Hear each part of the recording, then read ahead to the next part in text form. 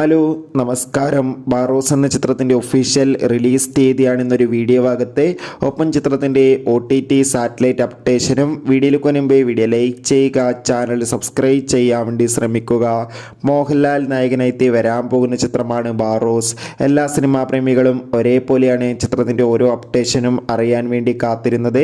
ചിത്രത്തിൻ്റെ ഒഫീഷ്യൽ ട്രെയിലറിനൊക്കെ മികച്ച അഭിപ്രായം തന്നെ സ്വന്തമാക്കാൻ വേണ്ടി സാധിച്ചിട്ടുണ്ടായിരുന്നു. ഫൈനലി ചിത്രം ഇതാ ഈ വരുന്ന ഡിസംബർ മാസം 25-ാം തീയതി തിയേറ്ററുകളിൽ എത്തുമെന്ന് ഒഫീഷ്യലായി കൺഫേം ആക്കിയിട്ടുണ്ട്.